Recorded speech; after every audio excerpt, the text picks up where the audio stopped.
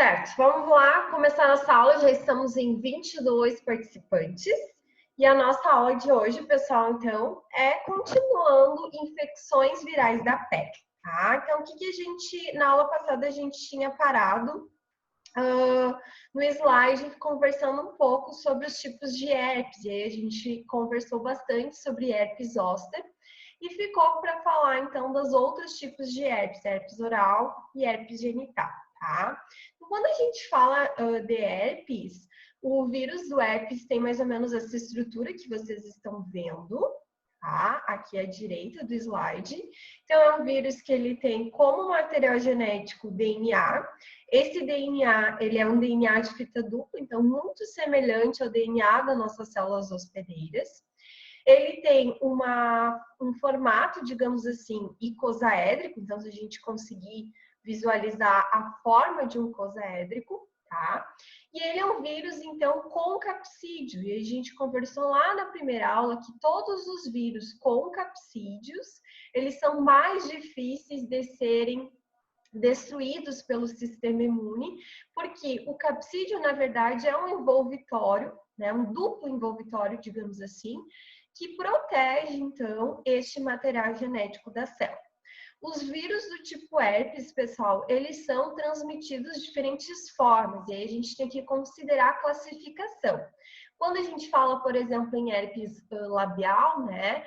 A herpes labial ou herpes oral, a transmissão, então, é em contato com as gotículas e bolhas que esse vírus vai fazer aqui na região oral, certo? Então, é necessário esse contato com a região onde há a presença do vírus dentro das bolhas, para que ocorra a transmissão, certo? Quando a gente fala ao contrário de herpes genital, então a herpes genital pode ser transferida não só com o contato da mucosa do trato urogenital, mas como também através das secreções, do sêmen e tudo mais, tá?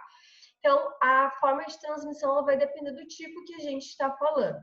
Mas eu sempre brincava com o pessoal da turma do ano passado o seguinte, que hoje em dia é tanto oba-oba, né, surubão, e não vão gravar que eu tô falando isso, mas existe, que as herpes elas estão acabando se confundindo, né, porque uma pessoa que tem uma lesão herpética oral, nem sempre o vírus vai ser oral, o vírus pode ser resultante do trato urogenital, se a pessoa fez aí sexo oral, tá? Então, vai ser bem difícil mesmo a gente definir qual é o tipo, se é tipo 1 ou tipo 2, só com base em sintomatologia, sem fazer um diagnóstico, sem fazer um exame laboratorial, em resultado dessa cotransmissão que pode acontecer. Tá?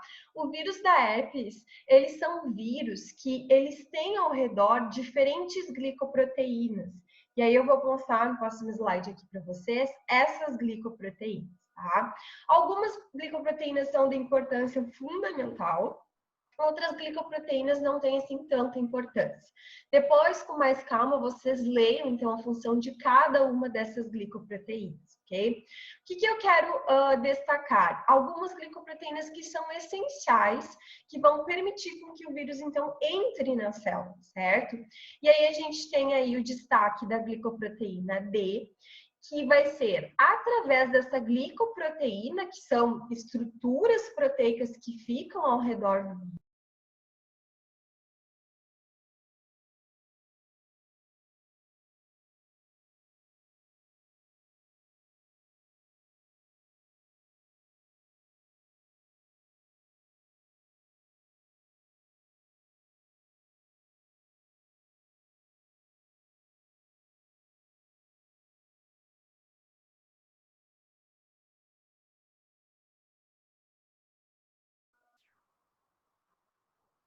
Voltou?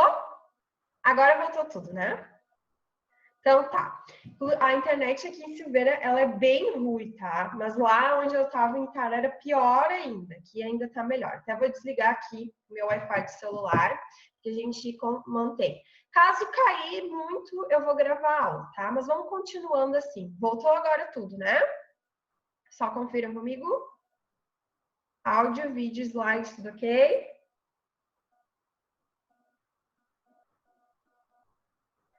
certo? Então, olha só, eu havia parado, vou voltar aqui um pouquinho o slide, caso não tenha ficado gravado. Eu estava mostrando justamente essas glicoproteínas de membrana, que são essas proteínas que ficam constituindo o vírus. O vírus é cheio de glicoproteínas. E aí, passando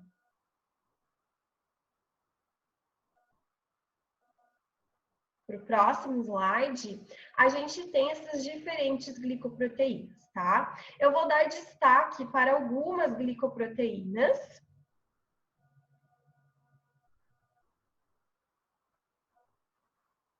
Sim, eu vou tirar o vídeo, então. Pronto. Pessoal, eu tirei o vídeo, só deixei o áudio para que não trave tanto, tá? Vamos tentar continuar, qualquer coisa eu paro tudo e eu gravo a aula para vocês, tá? Nós paramos, então, falando sobre essas glicoproteínas que revestem o envelope do vírus. É um vírus que tem tanto envelope quanto capsídeo, que nem eu falei para vocês, como se ele tivesse dupla membrana de proteção, tá? Nessa tabela, então, a gente tem diferentes tipos de glicoproteínas. Eu vou deixar para vocês ler com mais calma depois. E eu vou dar destaque a algumas glicoproteínas mais importantes. Então, aqui eu destaco a glicoproteína D, que vai ser ela que vai interagir com os receptores presentes na superfície do hospedeiro. Então, nós, hospedeiros, temos receptores de nectina, receptores de H-VEM, receptores de 3-OS-HS, e é através desses receptores que o vírus, então, interage com as nossas células, esses receptores aqui, e consegue penetrar dentro da célula, tá? Depois a gente tem outra proteína que é glicoproteína importante, que é a glicoproteína G. Essa glicoproteína ela é utilizada, então, para a detecção do vírus, quando a gente faz lá o teste de ELISA, a gente vai falar disso depois. Glicoproteína M também é uma glicoproteína muito importante, porque ela interage com os receptores da célula e permite, então, com que o vírus se espalhe de uma célula para outra, tá? Essas são as glicoproteínas essenciais, digamos assim. O que mais que a gente precisa destacar, então, dos vírus do tipo herpes? O HSV, que são os vírus do tipo herpes, a gente chama de HSV porque eles são chamados de vírus simplex ou simplex, tá? Da herpes. Eles bloqueiam a indução do interferon e do complemento C3 lá da resposta imune inata. A gente estudou na aula passada de imuno as respostas imuninatas e a gente falou muito sobre sistema complemento e sobre a ação do interferon. E a gente viu lá que o interferon ele é liberado pelas células natural killer, né? Justamente como uma citocina para atrair mais células para o local, para fazer quimiotaxia, para fazer opsonização. E falamos também do sistema complemento, né? Que era uma cascata de proteínas que iam se quebrando e que meio que tatuavam, né? A bactéria, meio que tatuavam o vírus. Então, o vírus HSV bloqueia a ação do sistema complemento. Ao fazer isso, ele dificulta com que as células reconheçam que o vírus é algo estranho ao corpo, que ele é considerado um patógeno, um PAMP, certo? Então, a resposta imune para os vírus do tipo herpes, elas são mais lentas do que demais vírus. Esses vírus, eles também compartilham algumas propriedades biológicas. Dentre essas propriedades, a gente destaca 4 principais, sendo a primeira, os próprios vírus do tipo herpes vão codificar enzimas e essas enzimas vão ser essenciais para o metabolismo do ácido nucleico viral. O que isso quer dizer? Que o vírus ele sintetiza enzimas próprias que vão auxiliar ele a formar novos materiais genéticos de novos vírus, de novos provírus, tá? A síntese desse material genético ela vai acontecer no núcleo. Isso significa que quando o vírus ele entra numa célula, ele precisa se direcionar até o núcleo para poder produzir o seu próprio material genético, a própria molécula de DNA. tá? Depois, quando novas partículas são formadas, os provírus, né? Essas novas partículas, quando liberadas pelas células, vão ter capacidade de invadir outras células e de destruir as células. E com esta terceira propriedade aqui, a gente já define o tipo de ciclo que esse vírus faz. Então, o herpes, ele faz um ciclo de invasão, de destruição, que é chamado de ciclo lítico, né? Quando ele infecta uma célula, quando ele invade uma célula, ele acaba destruindo essa célula. Só que a gente vai ver também que, além do ciclo lítico, os herpes vírus têm a propriedade de fazer ciclo lisongênico e permanecer por um longo tempo dentro do organismo. Então, é um vírus que a gente vai ver o seguinte, que ele faz tanto latência quanto persistência. E aí isso vai deixar mais claro para nós entendermos aqui na latência e persistência viral, tá? Olha só o que acontece. Então, quando um vírus ele infecta um tecido, por exemplo, o tecido da mucosa oral, tecido igual esse aqui, a simples presença de uma única partícula viral faz com que o vírus entre nessa célula e se direcione no núcleo dessa célula, né? Aqui no núcleo esse vírus, vai fazer o ciclo lítico, então vai formar milhares de novos vírus, né? Que obviamente vão ser detectados pelas células do sistema imune, certo? Só que a capacidade de multiplicação desse vírus é muito maior que a defesa do corpo.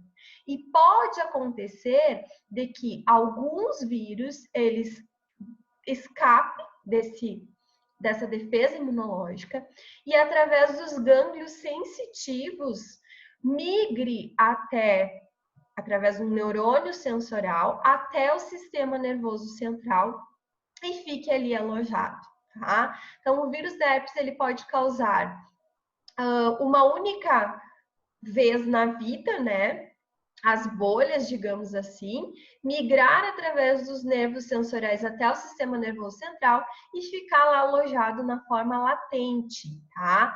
Isso só é possível porque o vírus tem, então, a expressão de uma enzima chamada DLAT, que permite com que ele fique de forma latente, utilizando todos os benefícios da maquinaria celular e não cause nada, não cause nenhum tipo de destruição aos neurônios, tá?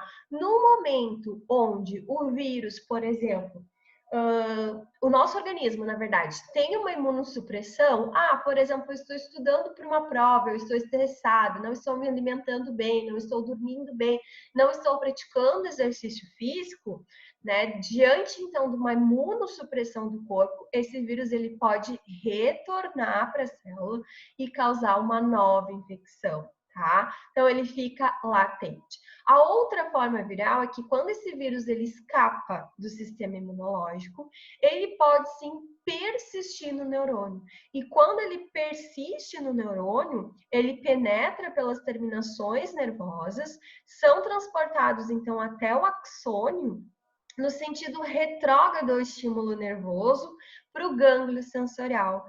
E aí ele pode ocasionar, então, destruição desse neurônio na forma persistente, tá? Lembrando que o latente nunca causa destruição no local onde ele está alojado. E o persistente, sim. O persistente é a forma no qual o vírus está fazendo o ciclo lisongênico, né? Está formando novos vírus, está utilizando da maquinaria da célula para que, num determinado momento, ele inicie novamente um ciclo lítico. Então, o que merece destaque? Que os vírus do herpes, de modo geral, eles fazem latência e fazem persistência viral também, tá? Vamos ver agora a patogênese desse vírus. Como que esse vírus invade as células e como é que ocorre toda, então, a síntese de novos vírus. Então, essa figura, ela ilustra para nós a ação patogênica de um vírus, né, do vírus do tipo herpes. Então, aqui a gente tem o vírus. Esse vírus está cheio de glicoproteínas de membrana. Como eu havia destacado para vocês, a glicoproteína D é a que interage com os receptores da célula. Então, o vírus, ao reconhecer um desses tipos de receptor na célula do hospedeiro, ele associa a sua glicoproteína de membrana ao receptor.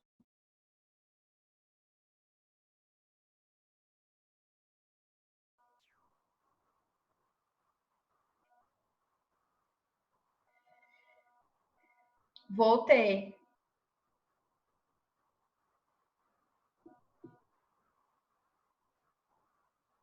Voltou para todo mundo?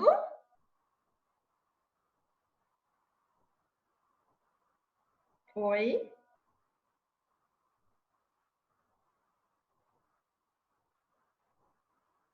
Então tá. Continuando então. O primeiro passo então é o reconhecimento dos receptores presentes na célula do hospedeiro, que são HVM, nectina e GAG. Não tem necessidade da gente saber esses receptores, né, decorado, mas saber que o primeiro passo que ele faz é a adsorção, ou seja, a interação da glicoproteína D com os receptores de superfície. No passo seguinte, esse vírus, ele não entra com toda a sua estrutura, o envelope, o capsídio, né? Desculpem, o envelope para dentro da célula. Ele vai, então, deixar o capsídio, né, para fora, todas as glicoproteínas do envelope, e entra nessa célula só com o material genético e só com o capsídio. Então, o envelope fica para fora da membrana plasmática.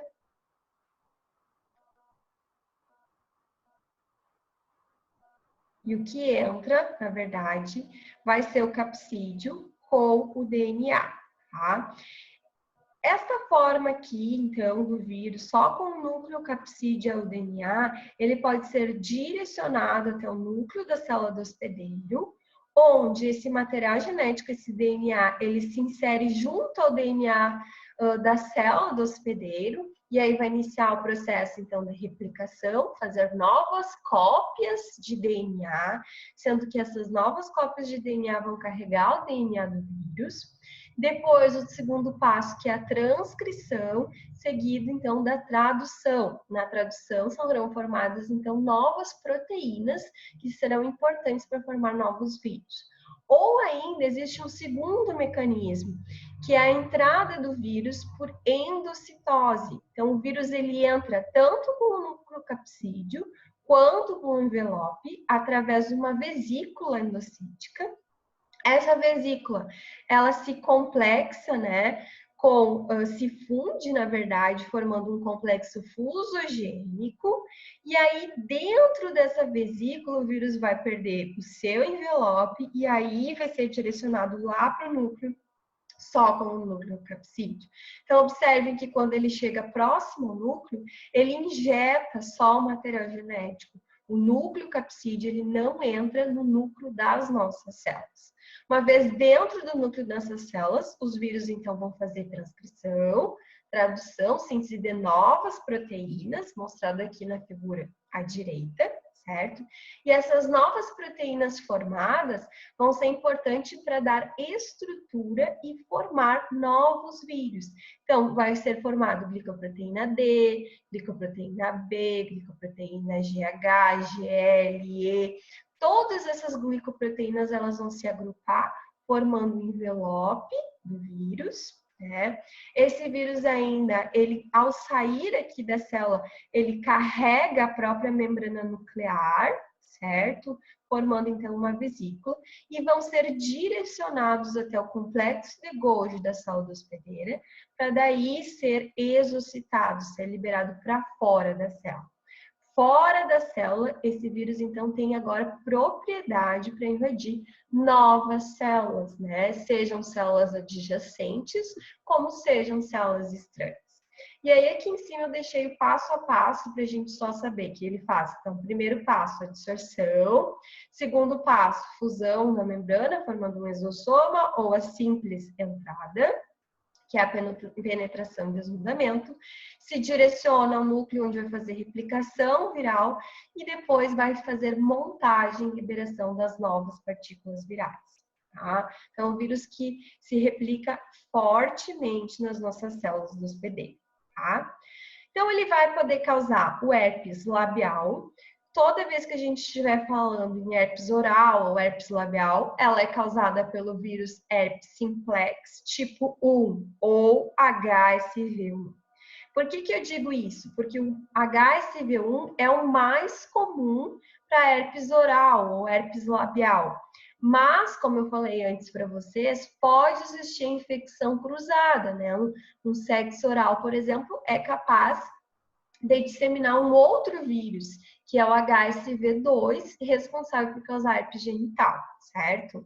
Quando o vírus ele se manifesta formando essas bolhas, em forma até mesmo de aftas, com um líquido dentro, tá? Quando as bolhas elas estão assim cheias de líquido, tá cheio de vírus aqui dentro e é a fase de maior disseminação. Então, o contato com essas gotículas, com essas bolhas, essas vesículas líquidas contendo vírus, é uma das formas de transmissão. Tá? À medida que essas bolinhas aqui, elas se estouram, elas vão formando uma crosta, uma feridinha, um processo de cicatrização e reparo, e aí deixam ao longo do tempo de serem infectivas, né, de disseminar o vírus. Então, a gente sempre aconselha o paciente a não estourar essas bolhas e a não remover aquela cicatriz, aquela feridinha que forma no processo de reparo tecidual, tá? Como que a gente vai caracterizar elas? Normalmente, quando elas aparecem assim, ó, parecendo um cacho de uva, tá? Várias vesículas pequenas localizadas parecendo um cacho de uva mesmo, tá?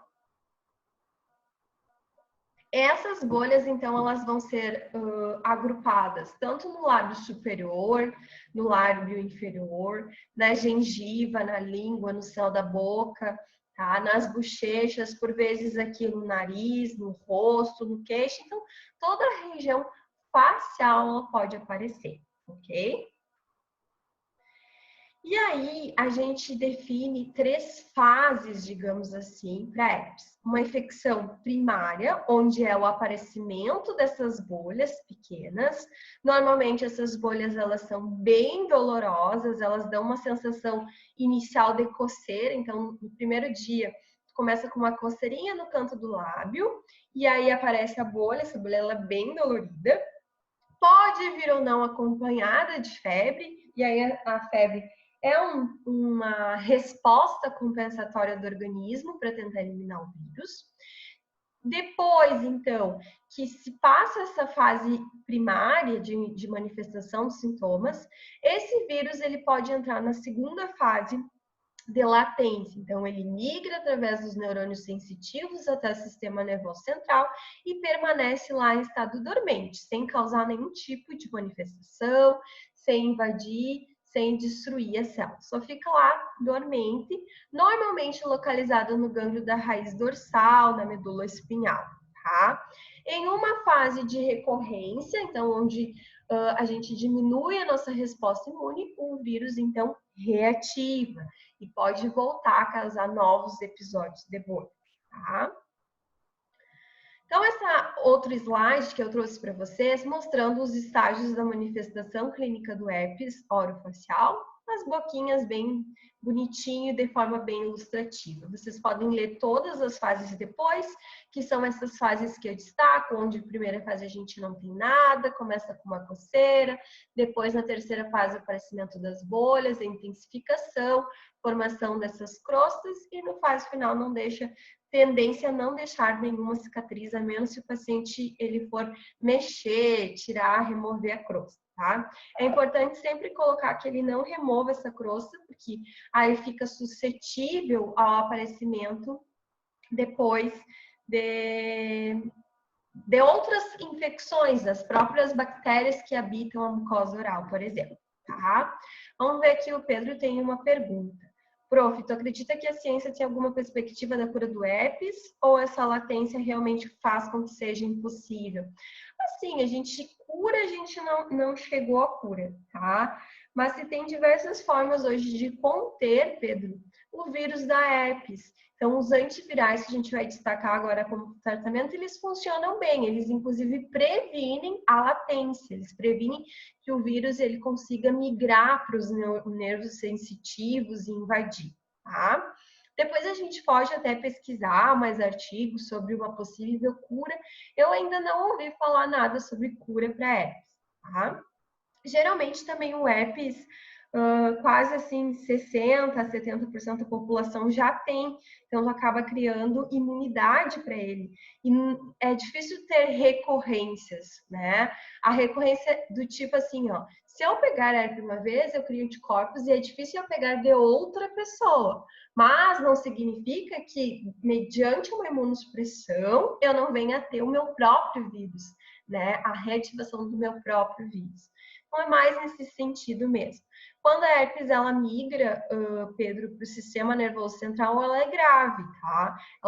Ela não destrói os axônios, os dendritos do neurônio, mas ela pode sim gerar ali um processo inflamatório, ok? Aí aqui nesse slide eu trago só para destacar que esse vírus ele tem tropismo, ou seja, tem preferência, o herpes labial, pelo gânglio trigêmeo, né? Que é o gânglio que comunica, então, o sistema nervoso central com toda a face. Normalmente, esse vírus, então, ele fica alojado aqui no nervo trigêmeo. Essa questão é uma questão bem recorrente em prova de concurso, né? Então, eles colocam lá como uma das opções em qual dos nervos o vírus herpes tende a ficar localizado, o HSV tipo 1. Então, é bem importante que vocês saibam que é no nervo trigêmeo, este nervo que comunica todo o sistema nervoso central com a face, ok? E aí depois a gente fala também sobre herpes genital. Então, a herpes genital é transmitida por contato sexual, né? Só o contato com nas vesículas, nessas bolhas, ou também através, então, de secreções. Então, através do sêmen, através da mucosa, a gente pode estar adquirindo herpes genital. Mais uma vez, eu destaco para vocês que é causada pelo vírus HSV tipo 2, mas não significa que através de um sexo oral, por exemplo, a pessoa não possa ter manifestações genitais provocadas por HSV tipo 1, que é o oral, tá? Ela também é caracterizada, então, por essas bolhas, essas vesículas com líquido no seu interior, tá? Elas podem aparecer um pouco menos... Elas podem aparecer, então, um pouco menos líquidas, mas mais no sentido de purulentas, como uma bolinha amarelada, contendo pus no seu interior, tá? Aparece tanto na vulva ali do trato genital feminino, né? Como na glande, no corpo do pênis, do trato genital masculino. Pode vir ou não acompanhada, então, de febre, como febre, um sintoma compensatório do corpo, mas ela sempre vem acompanhada, a genital, de disúria, que é dor ao urinar, tanto para as mulheres quanto para os homens, linfadenopatia inguinal, então o aumento dos linfonodos inguinais, tá? E às vezes aí pode vir a sensação de mal-estar, de ardência, de coceira no local. E aí a gente tem que ver como fazer o diagnóstico, tá? Diagnóstico, quando a gente chega lá na unidade básica de saúde, lá no postinho, o diagnóstico ele acaba sendo sintomatologia clínica. Então, o paciente vai contar para vocês o que está sentindo, vocês vão olhar, observar essas bolhas, essas vesículas, e daí vão tirar suas suspeitas, tá? É difícil, digamos assim, a gente fazer exame laboratorial para detectar que um herpes é um herpes, né? Fica meio até assim, ai, como é que tu não sabe que isso é um herpes? Mas as formas de diagnóstico elas vão ser importantes para herpes recorrentes e para infecções onde tu dá um tratamento no paciente, tu receita, por exemplo, um antiviral e esse antiviral ele não responde de forma adequada, tá? Então, a título de conhecimento, a gente pode fazer sim o exame sorológico para herpes. O que é esse exame sorológico? É fazer a detecção de anticorpo, IgM ou IgG para o herpes, tá? Só que aí uma dica assim, ó. Digamos que um paciente ele chegou com herpes genital, tá? Façam a sorologia para os dois, tanto para HSV tipo 1 quanto para HSV tipo 2, porque se você perde só do tipo 2 e foi uma transmissão, uma cotransmissão, né, você não vai conseguir chegar no diagnóstico conclusivo. Então, assim, como dica, né, para vocês identificarem de forma exata, então peçam sorologia para os dois. IgM e IgE para HSV tipo 1 e HSV tipo 2, tá? Existem dentro das classes de diagnóstico laboratorial diferentes técnicas para a gente avaliar. A técnica mais comum é a sorologia, é a pesquisa de anticorpos, que é feita pelo método de ELISA, que eu já mostrei na aula para vocês passada como é que faz, né?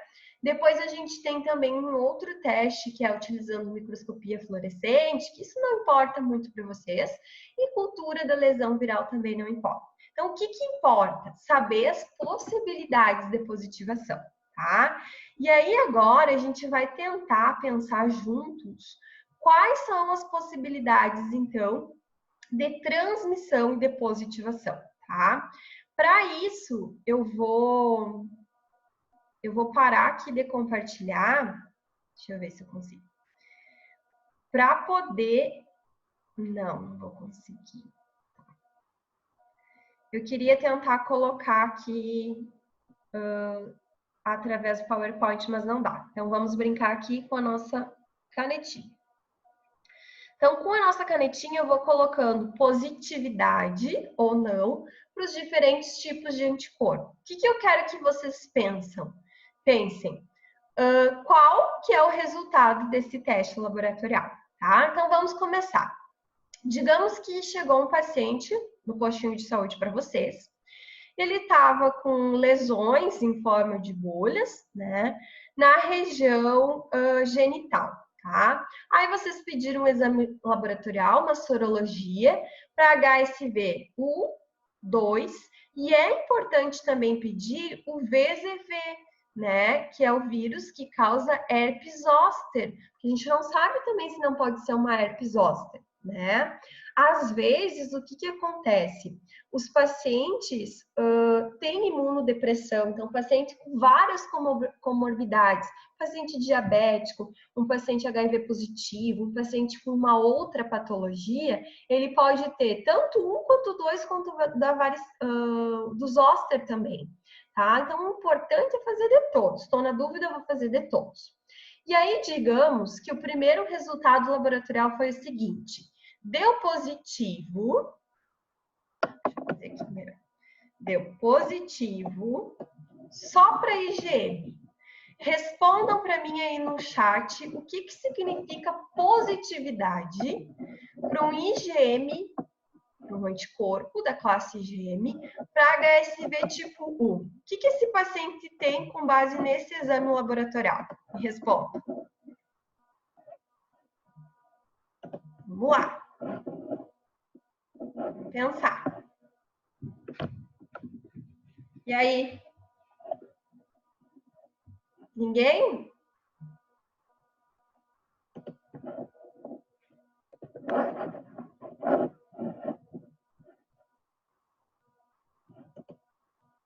Ui, voltei. O que significa? O que significa ser positivo para IgM HSV tipo 1? Significa que esse paciente, ele teve contato recente. IgM é o anticorpo.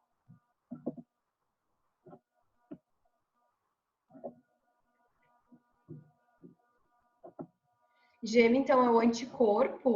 Pessoal, tá travando? Não tá aparecendo o chat aqui para mim. Deixa eu dar umas... agora voltou. Tá. Deixa eu só me achar aqui, que deu um pane no sistema. Aqui. Pronto, não estava aparecendo para mim. Então, o que significa ser positividade para IgM, né? Conforme vocês bem têm colocado aqui, IgM significa que está na fase aguda da doença, tá? Não é que ele está manifestando sintomas, significa que essa infecção ela é recente. Então, a gente diz que IgM é um marcador recente. Se deu positivo para HSV1 e não para 2 nem para varicela, provavelmente esse paciente, então, está com herpes oral recente, tá? Agora, vamos brincar com uma segunda possibilidade. Vou apagar aqui. Digamos que o paciente deu positivo para IgM e deu positivo também para IgG. O que isso significa agora? Positividade tanto para anticorpos da classe IgM quanto anticorpos para a classe IgG. Mandem no chat.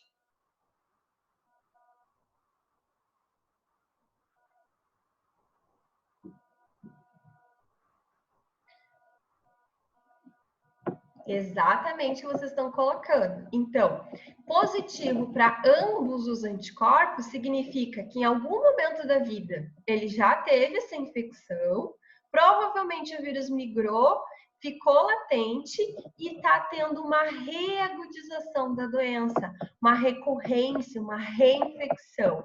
Então, gera positividade para ambos, tá? Agora, digamos que este paciente, ele indique positividade para IgM, para o vírus HSV1, mas para IgG HSV2. E o que isso indica para nós agora? Respondam.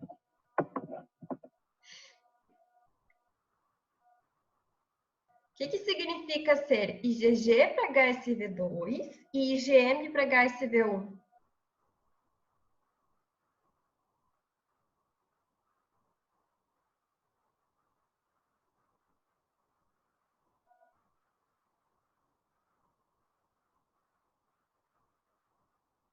Ó, Pedro acertou. Então, o que significa isso?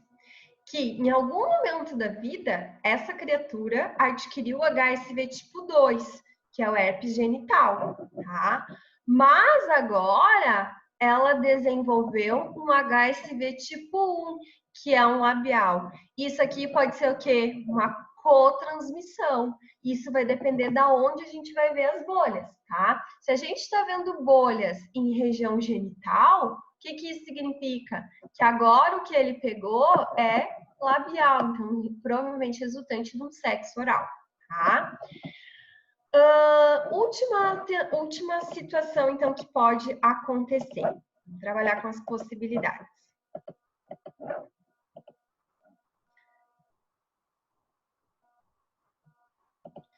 A última possibilidade é ser positivo para o VZV e positivo ou para o tipo 1 ou para o tipo 2.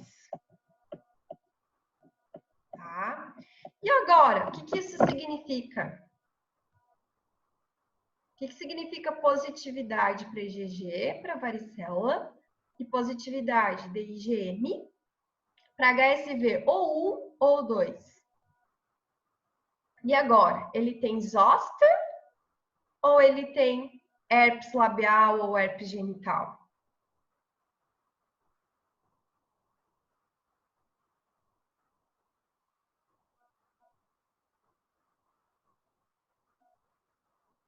Pedro colocou, quer dizer que ele já teve varíola na vida e agora contraiu herpes tipo 1 ou tipo 2. Bem certinho, tá? Então, o paciente, ele pode ter, por exemplo, lesão aqui embaixo, né, do braço, na região das costelas, lateralmente. A gente viu isso na aula passada, que ele é um vírus que ele fica mais de forma unilateral. Antigamente, em algum momento, como é um vírus que também se aloja nos nervos, nos gânglios sensitivos, nos neurônios do sistema nervoso central, né?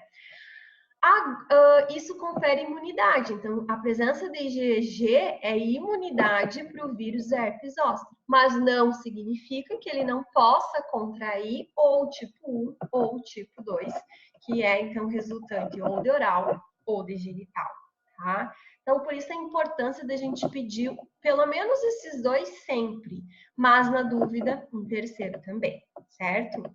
Agora a gente fala um pouquinho de tratamento para herpes. Então, o período de incubação desse vírus, tá? Ele varia de 7 até no máximo 15 dias, né? 7 dias é o mais proeminente. Então, os sintomas, eles tendem a desaparecer nesse período, tá? Só que o que acontece, pessoal? Às vezes, é muito difícil tu conviver com herpes. Para quem teve herpes, já sabe que incomoda, que dói, que arde, que dá uma sensação de queimação. Então, o paciente, muitas vezes, ele mesmo se automedica, se já sabe o que é herpes, né? E aí, no mercado, a gente tem diferentes opções hoje em dia para indicar para esse paciente tomar, tá? Dentre eles, a gente tem soluções em creme, que é um creme que pode passar tanto para a região labial, quanto para a região genital, quanto para os zoster também, né? Ou em solução. Então, o creme, o Exopen, ele é no formato de uma pomada. E a nistatina também é no formato de uma pomada. Tá? A nistatina é a mesma que a gente utiliza para infecções por fungos, candidíase, por exemplo. Tá? É a mesma que o candidrate também. E vem já também a nistatina em solução, um creme mesmo, sabe? Que tu pode passar e ele alivia. Todos esses aqui, eles promovem o quê? Impede a replicação. Impede que o vírus, então, ele vá se replicando e formando novos vírus, tá? O único tratamento que inibe a replicação do vírus é o aciclovir, tá? O aciclovir, ele tem efeito direto em inibir a enzima replicase, né? As enzimas essenciais para a replicação desse vírus. Então, o aciclovir, ele pode ser tomado de forma oral. A recomendação pode fazer 200 até 400 miligramas por dia, tá? No mínimo 7 dias, então, via oral. Além disso, se tiver febre, dor local, pode fazer um uso, então, do antitérmico, do analgésico, certo? Essas são as recomendações. Existe ainda uma terceira formulação que vocês vão encontrar muito em paciente com comorbidade, tá? Paciente com HIV, paciente com diabetes, por exemplo, desenvolvem muito herpes, tá? E as herpes, elas são bem pronunciadas a ponto de vocês terem que fazer um tratamento via endovenoso. Então, hoje a gente já tem também a ciclovir via endovenoso para ser administrado em caso o paciente necessitar ser internado, passar uns dias no hospital fazendo esse tratamento, tá? E uma boa indicação, um bom tratamento que vocês precisam indicar, então, para os pacientes é uma boa alimentação durante esse período, né? Sistema imune, resposta imune é tudo. Então, fazer exercício, se alimentar bem, fazer uso de nutrientes, né? De alimentos que aumentem, que melhorem a imunidade, vão ser bem-vindos para o tratamento do herpes, tá? Gabriela pergunta, varíola não seria varicela? Sim. Varíola e varicela é a mesma coisa. Não confundam que Não, varíola não é a mesma coisa que varicela. Calma aí, Gabriela. Varíola é uma coisa, varicela é outra, tá? A varíola, ela trazia, assim, as pústulas. A varicela é a catapora, tá? O que eu queria destacar para vocês? Que varicela, catapora, não é a mesma coisa que herpes zoster, tá? O VZV de herpes zoster também. Lembrando que o vírus que causa, ele tem o mesmo sigla, né? VZV para todos eles. Então, não cuidem para não confundir. E aí, a outra pergunta do Pedro é: o caso se tornaria mais grave caso haja uma co-infecção na mesma região, tanto para HSV tipo 1 quanto para HSV 2? Sim, piora, né? Aí tu tem efeito, pensa tu tendo efeito lítico de destruição das células de 2 vírus, não basta 1, 2. Então, a tendência é piorar sim, tá, Pedro?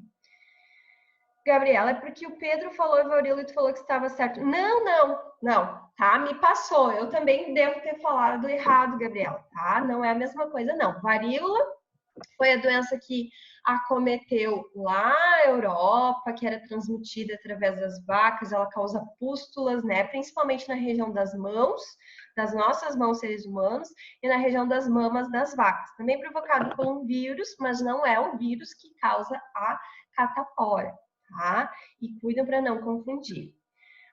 Mais uma pergunta da Gabriela. Como antifúngicos, como nistatina e candidate, podem ser eficazes contra o vírus herpes? Bom, aí a gente tem que pensar no que esses medicamentos fazem, tá? No mecanismo de ação desses medicamentos. Então, esses medicamentos, eles também agem no sentido de romper membrana, tá? No sentido de inibir a replicação viral, por isso que eles funcionam tanto para fungo quanto para bactéria, ok? Depois vocês podem procurar de forma aprofundada qual que é o mecanismo de ação da nistatina.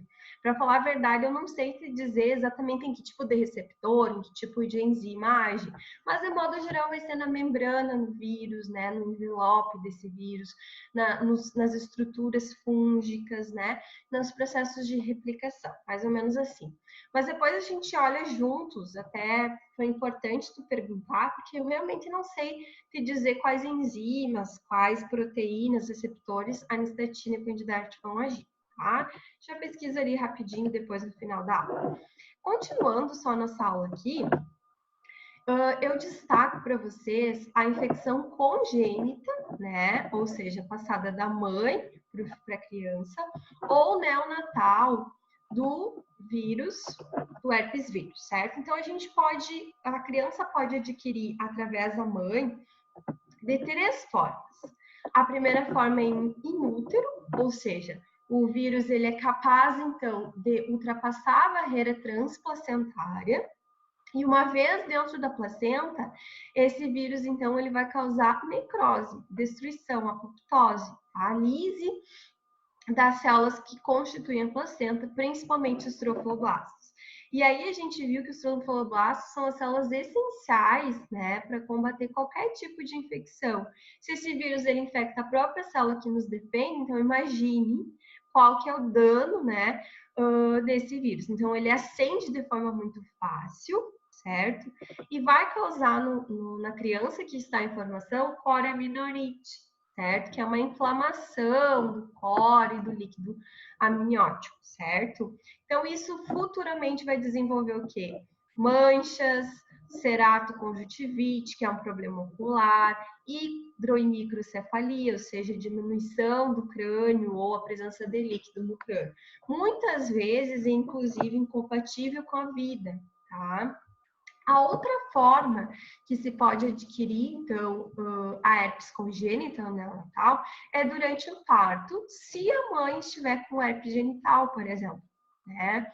Durante um parto cesárea, né? Durante um parto natural, então, quando a criança passa ali pelas paredes e entra em contato com a mucosa vaginal, a criança ela pode adquirir, entrar em contato com o vírus e passar, tá? Ou ainda no pós-parto, que é quando, por exemplo, a criança, né, o recém-nascido, recebe a visita de uma pessoa que tenha o herpes e não esteja manifestando sintomas, ou até mesmo esteja manifestando, tá? Então, através do beijo, através do contato com o lábio da avó, da mãe, do pai, que venham desenvolver essa criança, ela pode adquirir também. E aí, na criança, a manifestação, ela se assemelha muito com um sapinho, né? Forma-se, então, as bolinhas na língua da criança, na região. E aí, tem que fazer o tratamento também com a ciclovir para essa criança, tá? O Pedro escreveu aqui. Em casos de pessoas que aguentam os sintomas tranquilamente, o recomendável seria a não utilização dos medicamentos para que os vírus não se tornem resistentes. Ou ainda assim, a medicação seria interessante para que os sintomas se cessem rapidamente. O que a gente sabe, Pedro, é que se você aguentar dentro de 7 dias, no máximo 15 dias, tendência a desaparecer. Mas assim, eu nunca tive. Para quem teve, já no terceiro dia não aguenta. né? Porque a tendência, ela coça muito, ela dá uma sensação de queimação e a tendência é tu colocar a mão e querer remover. E ao colocar a mão, tu tá carregando também bactérias, né? Tu tá carregando. Então, assim, se aparecer o sintoma, eu indicaria pelo menos um creminho para passar, tá? De repente não precisa entrar via oral com ciclovir, mas coloca aí um creminho, né? Uma pomada que já vai aliviar bastante os sintomas e aí deixa o sistema imune agir. Eu faria isso, tá? Aí vai caber a decisão médica de cada um. Stephanie, tanto HSV1 quanto 2 podem transmitir em útero. Não, em útero daí vai ser só o 2, tá? Durante o parto ou pós-parto, aí você vai ter o HSV tipo 1. E em útero é só o 2, porque é só o tipo 2 que consegue ultrapassar a barreira transplacentária. Tá, Stephanie? Boa tua pergunta, obrigada. E aí a gente encerra essas questões sobre herpes e a gente vai entrar ainda duas outras viroses que acometem a pele. Então, eu coloquei um caso para vocês, vou deixar aí um minutinho para vocês lerem esse caso e vou deixar aberto ali no chat para alguém descobrir de que estamos tratando, que tipo de virose estamos tratando.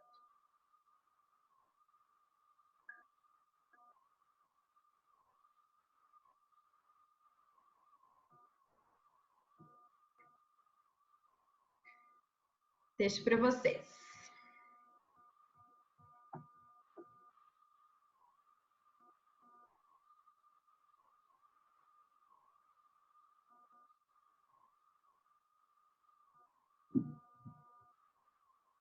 E aí, ninguém? Ninguém chuta nada?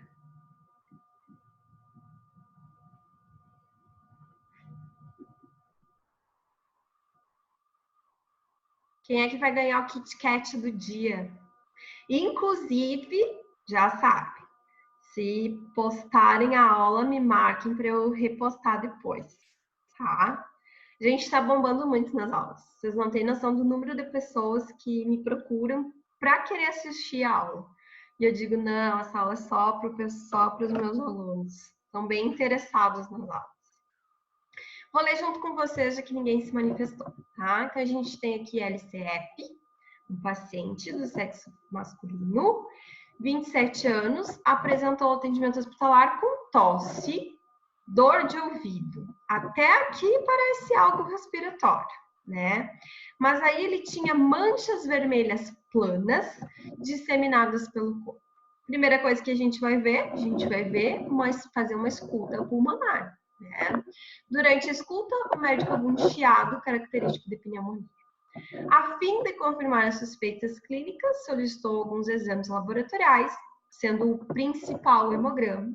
E nesse hemograma veio com o seguinte: linfocitose e nos exames bioquímicos, hiponatremia e hipocalemia. Aqui parece que é tudo dentro do hemograma, tá? Depois eu vou arrumar isso aqui, mas hiponatremia e hipocalemia é da série bioquímica. Então, o que é linfocitose? É aumento no número dos linfócitos. Só olhando aqui, eu já posso até chegar a uma conclusão. Que conclusão? É uma doença provocada pelo vírus, tá? Aqui na série bioquímica, ele demonstra hiponatremia e hipocalemia. A gente já viu isso. Hiponatremia, redução dos níveis de sódio, e hipocalemia, redução dos níveis de potássio. Então, alguma patologia que altera aí o equilíbrio hidroeletrolítico, tá? O que eu quero destacar, que é importante nesse caso aqui, essas manchas vermelhas planas, tá?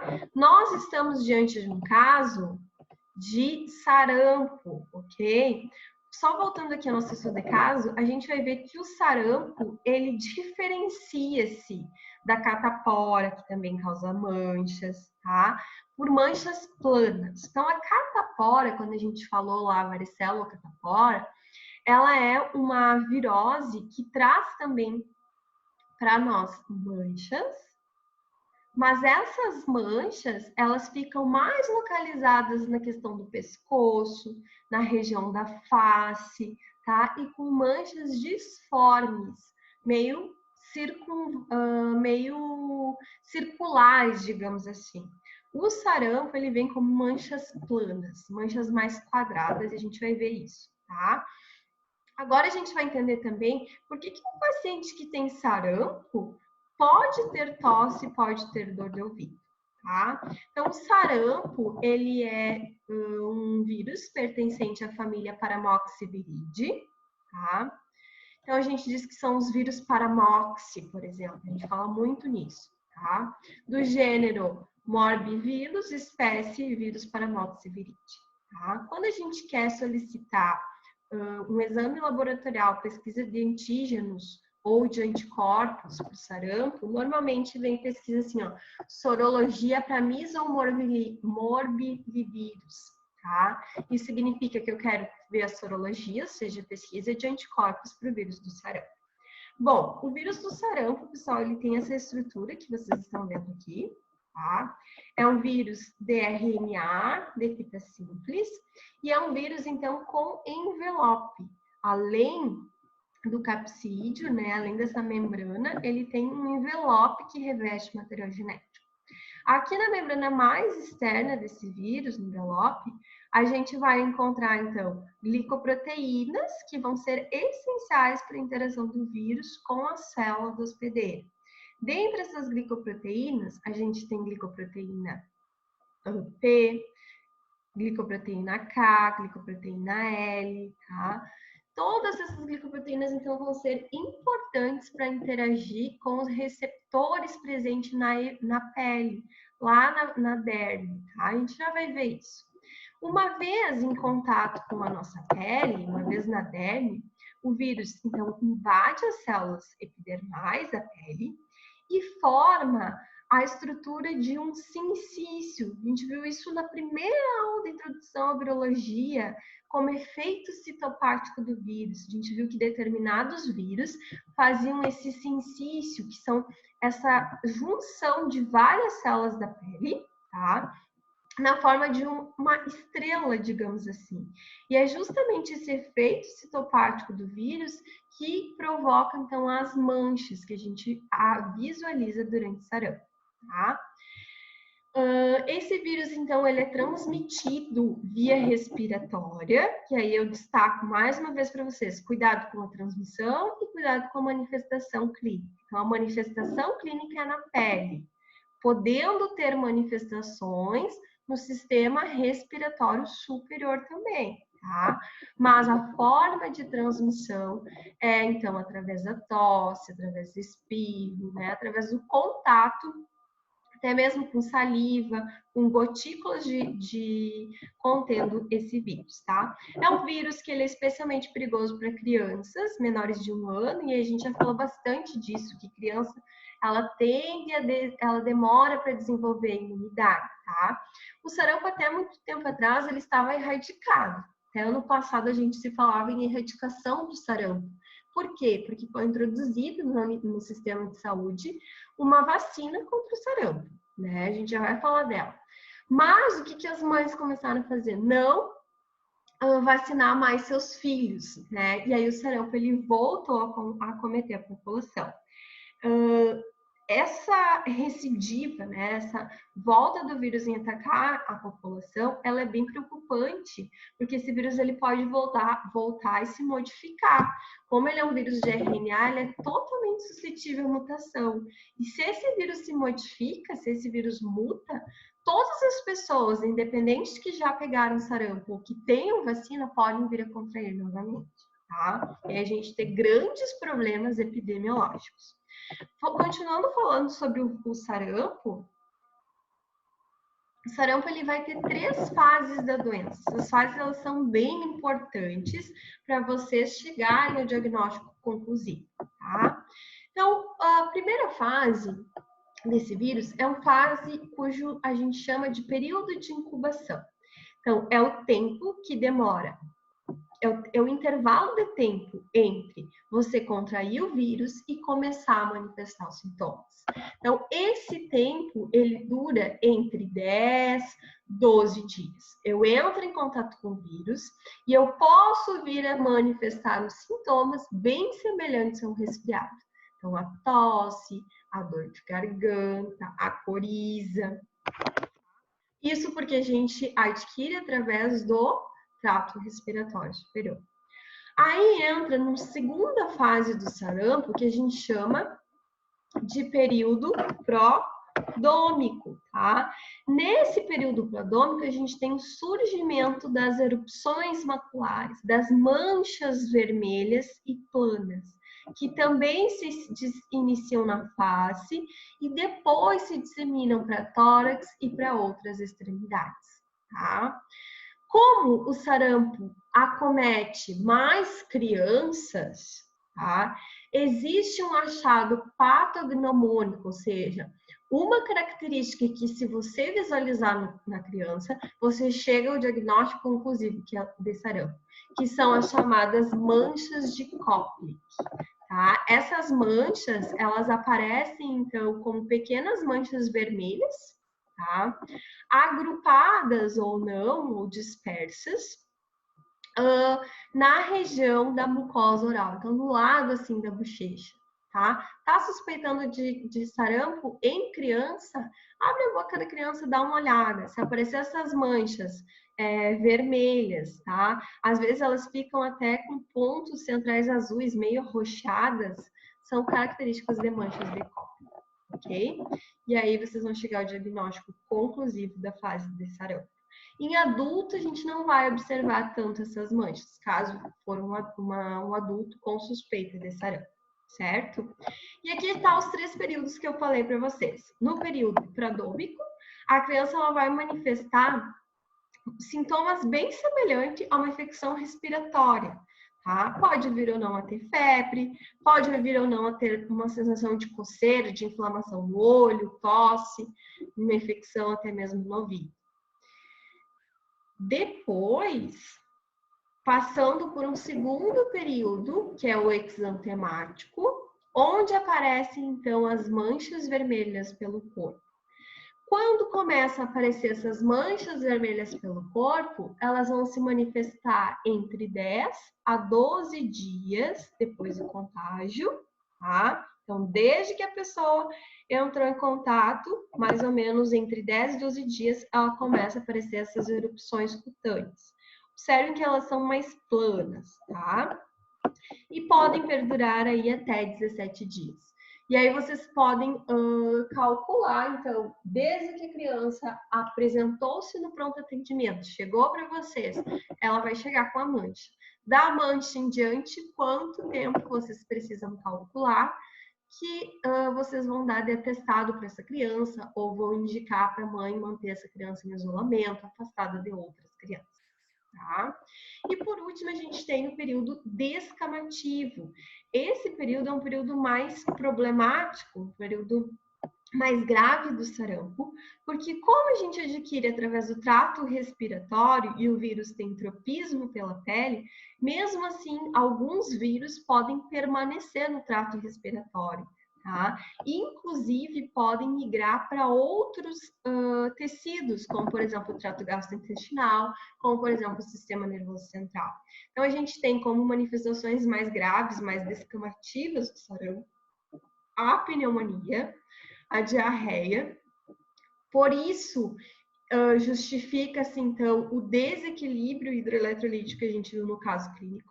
Então, eu coloquei lá uma coisa bem absurda para vocês, mas para vocês verem que o sarampo pode se modificar o equilíbrio hidroeletrolítico quando esse vírus ele sai do pulmão ou sai da pele e migra para o trato gastrointestinal, certo? E em casos mais graves, convulsões e até mesmo morte, tá?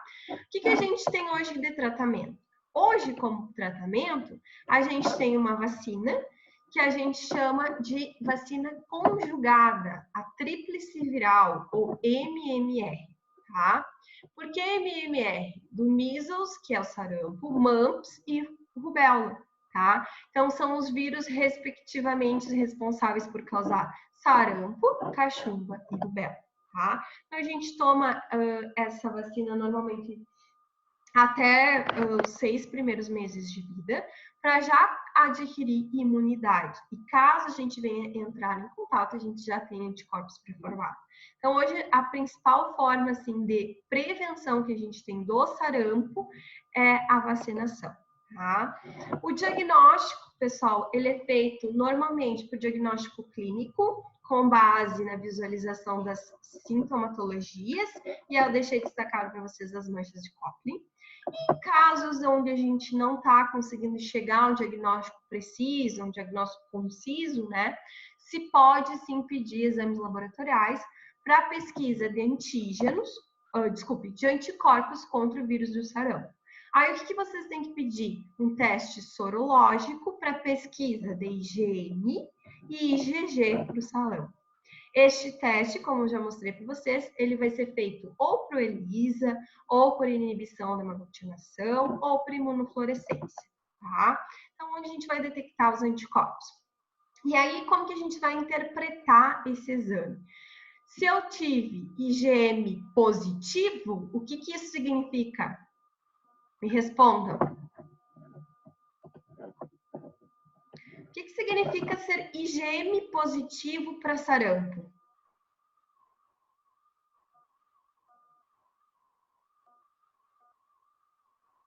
Respondam.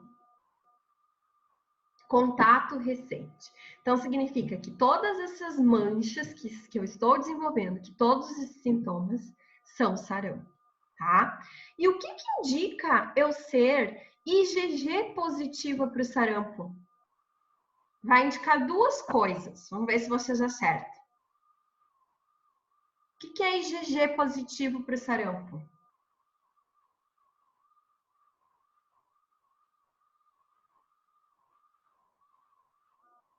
Muito bem, Camila. O IgG positivo para o sarampo pode indicar duas situações. Ou que essa pessoa, em algum momento da vida dela, ela já teve sarampo, ou indica que essa pessoa é vacinada para o sarampo, tá? Então, a questão de ser IgG positivo para o sarampo é bem importante até para saber se a vacina funcionou. Se a vacinação funcionou, eu vou ter que ter IgG para sarampo. Se eu não tiver e eu tomei a vacina, eu preciso fazer a vacina novamente, tá? Então, ela é meio que um controle também da nossa produção de anticorpos. E isso serve para qualquer tipo de viroses que existam vacina, tá? Então, a gente quer ter certeza, por exemplo, se a vacina funcionou. Ah, quero ter certeza se a vacina do hepatite funcionou. Eu preciso ter IgG. Tá? Se eu não tiver IgG, essa vacina não funciona para mim. E pessoal, agora eu trago um outro caso clínico para nós, tá? Esse caso clínico aqui vou deixar um minutinho para vocês ler. Eu mesma me coloquei nesse caso clínico, tá? Porque o dia que eu estava montando esse caso, eu não conseguia pensar no nome de ninguém, então eu disse, vou me colocar, tá? Então, olha só, esse caso ele é muito interessante. Vamos deixar um tempo para vocês ler o caso.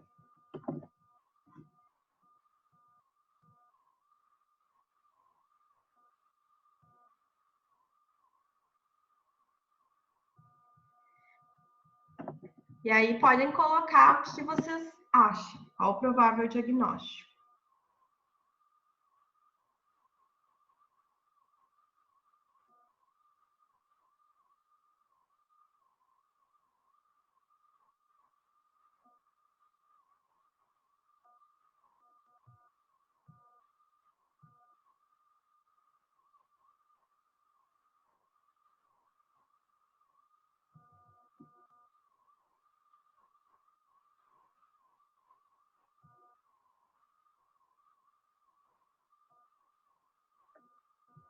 E aí, já descobriram? O que significa BHCG positivo? Gravidez exata. A Camila acertou. Camila, tu vai ganhar um Kit Kat na volta, tá? Me cobra que tu vai ganhar um Kit Kat. Então, a Camila acertou. A gente está diante de um caso de rubéola, tá? Especificamente rubéola congênita. Então, eu vou ler com vocês e vou destacar o que eu acho importante desse caso. Então, a gente tem aqui uma criatura de sexo feminino que procurou atendimento hospitalar após sentir dor de cabeça, dor no corpo, especialmente nas articulações e músculos, dificuldade para engolir, aumento dos linfonodos, né, gânglios linfáticos, há mais ou menos 10 dias. O médico, ao avaliar a paciente, observou algumas manchas atrás da orelha e solicitou alguns exames laboratoriais. Dentro desses exames, então, ele solicitou um hemograma e nesse hemograma veio linfocitose. Linfocitose já indica para nós que é uma infecção provocada por um vírus, não sabemos qual. E aí o médico já suspeitava dessa garotinha e pediu um beta-HCG. O que é o beta-HCG? É o teste para gravidez e veio positivo. Ferrou, né? Como esse médico ele estava suspeitando já de rubéola, então os resultados dos anticorpos para rubéola vieram o seguinte: IgM reagente e IgG não reagente. Ser reagente ou não é a mesma coisa que eu dizer positivo ou não positivo. Então, essa paciente, ela tem anticorpos de classe IgM reagente para o vírus da rubéola e IgG não reagente. Primeira coisa que é grave aqui, a gente está diante de um quadro de uma menina, né, de uma mulher grávida com rubéola, tá? Por quê? Porque o marcador para nós deu positivo. E essa paciente, ela nunca teve contato com o vírus, portanto, ela também não fez a vacinação, tá? Isso tudo a gente consegue concluir só com base aqui nos exames laboratoriais. Vamos ver por que ela apresenta, então, essa dor de cabeça, dor no corpo e aumento dos linfonodos agora, tá? O vírus da rubéola é um vírus bem bonitinho, mas ele é bem simples, tá? Então, é um vírus que ele tem como material genético um RNA, esse RNA de fita simples. Ele é um vírus que ele tem um capsídeo, de forma icosaédrico, tá? E tem um envelope, nesse envelope é cheio de glicoproteínas. Essas glicoproteínas, elas permitem, então, se aderir à célula, ok? O vírus da rubéola, assim como o vírus do sarampo, eles são transmitidos pelo contato com gotículas, né? Com espirro que se propagam pelo ar ou com a saliva, então, tá? Só que eles vão provocar sintomas na pele. E aí, o que a gente observa na pele de pessoas com rubéola? Essas manchas vermelhas, tá? São pequenas, então, quando observem antes do sarampo, ela era bem plana, bem quadrada, assim. A erupção macular, ou a erupção que se apresenta, característica da rubéola, elas são bem menores e elas podem estar dispersas, aparecendo aqui, normalmente na parte posterior ao corpo, nas costas, tá? Atrás das orelhas. Ele sempre vem, pessoal, num aumento dos linfonodos, nos aumentos dos gânglios linfáticos, esses próximos ao pescoço, atrás da orelha, tá? Então, é outro sintoma que já diferencia do sarampo, porque no sarampo a gente não tem, nem na catapora, aumento dos gânglios linfáticos, tá? Então, diagnóstico diferencial. O grande problema da rubéola é a síndrome da rubéola congênita, tá? Por quê? Porque o vírus da rubéola, assim como outros vírus que a gente estudou, ele também consegue ultrapassar a barreira transplacentária. E aí ele vai causar diferentes malformações nessa criança, que vão desde aborto espontâneo, lesão ocular, lesão cardíaca, lesão na retina, lesão no ouvido, que podem provocar, então, por exemplo, deficiências auditivas, tá? Então traz uma série de problemas para esse embrião, para esse recém-nascido.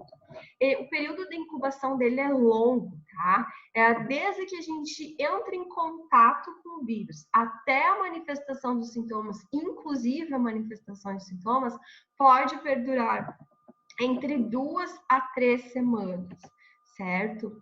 E o diagnóstico, infelizmente, também nos postinhos de saúde, vai ser um diagnóstico clínico, com base nos sintomas clínicos, tá? Mas vocês estão na dúvida? Existe a possibilidade de se pedir, então, um exame sorológico, para pesquisar o quê?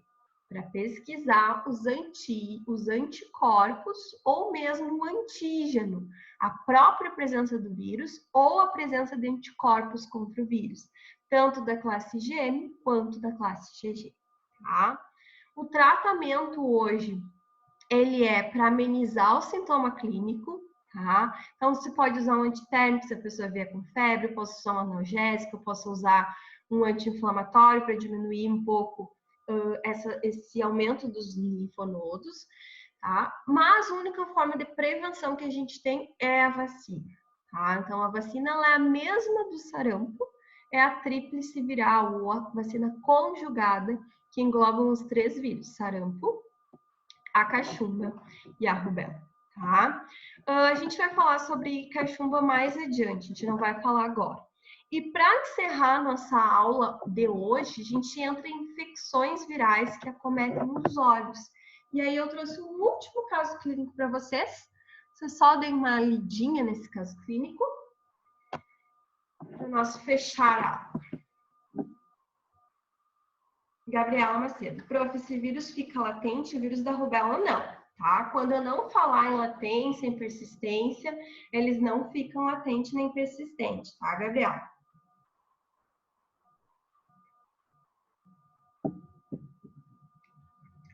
Daniele Grins, conjuntivite viral. Vai ganhar mais um Kit Kat, tá?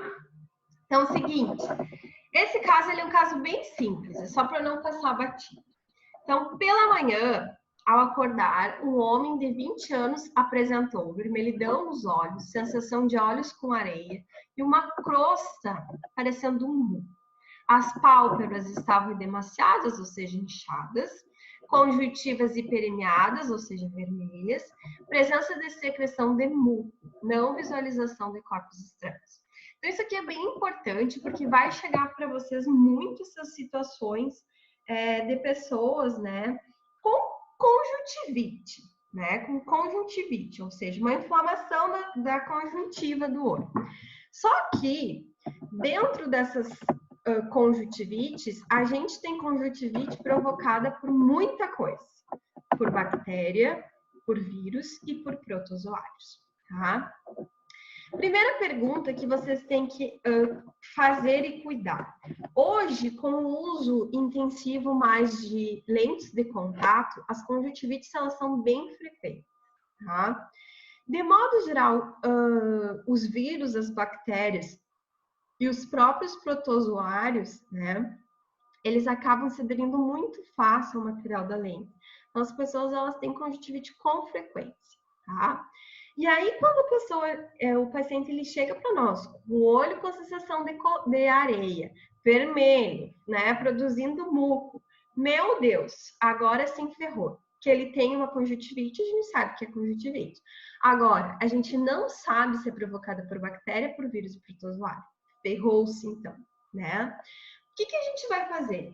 Com base em alguns sintomas, só olhando os sintomas, a gente consegue discriminar se é bactéria ou vírus. Então, qual que é o sintoma? Doenças conjuntivites provocadas por vírus ou por protozoários, elas trazem como sintomatologia a ceratite, que é a presença intensa de muco, tá? A presença sai assim, ó, um muco meio amarelado, meio esbranquiçado do olho. Enquanto a infecção provocada por bactéria não vai ter isso, tá? Ela vai ter mais edema, vai ter pus, que é um líquido mais esverdeado, certo? Não vai ter essa película de ceratite, que a gente já vai ver o que é, que envolve. Então, aí a gente já consegue discriminar pelo menos entre bactéria e vírus, né? Doenças ceratites provocadas, então, por protozoários são bem difíceis, porque os protozoários, eles têm que estar na água, certo? A gente vai contrair, por exemplo, como lavar o olho ou lavar a lente, uma água contendo protozoário. Hoje em dia, isso é mais difícil. Antigamente, devido à falta de saneamento básico, tratamento da água, se tinha mais, tá? Então, quando a gente fala em conjuntivite, o que mais acontece é conjuntivite provocada ou por bactérias ou por vírus. Dentre essas classes de bactérias, a mais importante, a mais frequente é o Haemophilus influenza, que eu nem vou entrar na aula, porque a gente está numa aula de virologia, tá? Dentre as classes de vírus que causam conjuntivite viral, a gente destaca 2 vírus em especial. Os adenovírus, que nós vamos falar agora, e os herpes vírus. Então, a gente vai ver que o herpes também pode provocar conjuntivite, é chamada conjuntivite herpética, certo? Então, a conjuntivite provocada pelos vírus simples, do gênero adenovírus, eles têm mais ou menos um período de incubação de 1 a 5 dias. Voltamos a falar aquilo. Se o paciente aguentar, dentro de 5 dias, tende a diminuir os sintomas e está tudo resolvido. Se não, a gente vai entrar, então, com uma forma de amenizar o sintoma, tá? E esperar o período de incubação desse vírus. A transmissão, pessoal, ela vai se dar através do contato com a secreção. Então, eu estou com o vírus, eu levo a minha mão até o olho, né? Eu acabo carregando através do muco dessa secreção o vírus e o compartilhamento, desde eu tocar no olho de uma pessoa, eu compartilhar objetos pessoais, como, por exemplo, toalhas de banho ou um óculos, né? Enfim, algum objeto contaminado, eu vou estar carregando esse vírus até, então, o olho, certo? Dentre os sintomas vão variar muito de pessoa para pessoa. Algumas pessoas vão apresentar vermelhidão, outros coceira, outros sensação de areia, outros fotofobia, que é essa dificuldade de conseguir olhar para a luz, certo? Alguns, inclusive, pode ter tudo isso, mais secreção nasal, mais inchaço nas pálpebras. Enfim, então os sintomas eles vão variar muito, tá? O que pode ter de complicação? 3 complicações podem ser possíveis de conjuntivite provocada por adenovírus. Dentre essas, meningite, que é a inflamação das meninges, que envolve o cérebro, septicemia, que é quando o vírus, então, ele alcança a corrente sanguínea e causa uma infecção generalizada, ou otite média, tá? Dentre essas complicações, que mais a gente vê, assim, frequente, é a otite. Primeiro tem conjuntivite, depois tem otite, tá? Por que isso? Porque os adenovírus são vírus que eles têm tropismo para o sistema nervoso central. Eles gostam muito de migrar através do nervo óptico até o sistema nervoso central ou ao canal auditivo e provocar ali uma inflamação também, tá? Mas septicemia é bem raro da gente ver. O que a gente pode fazer para tratar, para amenizar, então, os sintomas desse paciente? Posso indicar o uso de um colírio, e esses colírios existem hoje em diferentes formas variadas, desde colírios só de limpeza, como colírios que contêm ou um vasoconstritor, ou tem colírios que têm antihistamínico, ou tem colírios que têm antiviral, tem colírios que têm antibióticos. Então, vai ser a melhor escolha de acordo com aquilo que vocês estão observando. E, infelizmente, a gente, assim, ó, tenta só discriminar se é bacteriano ou viral e dá o colírio. Aí tu vai pedir para o paciente observar. Vai usar esse colírio, qualquer coisa, se não melhorar, tu volta, tá?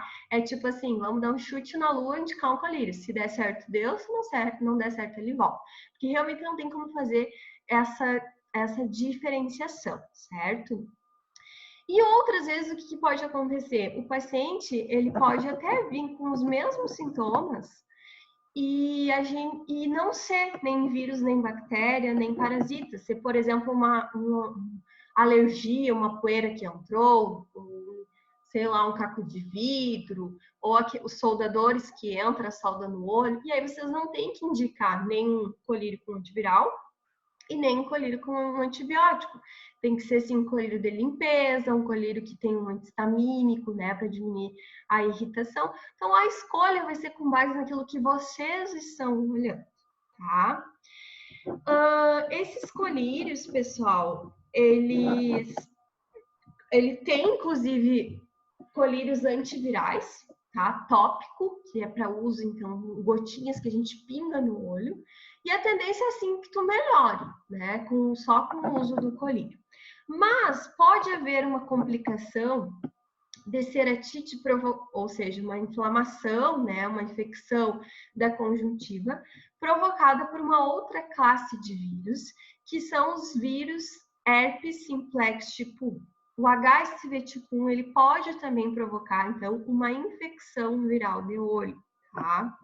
Só que essa infecção, ela é grave, porque ela causa lesões na córnea, ok?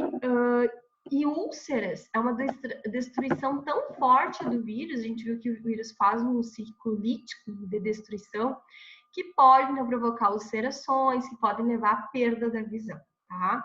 O que era isso que eu queria dizer para vocês de ceratite? Forma, além desse muco meio amarelado, parece que tem uma penumbra na frente aqui da íris, certo? Uma penumbra meio esbranquiçada, vocês vão ver, é clássico de ceratite.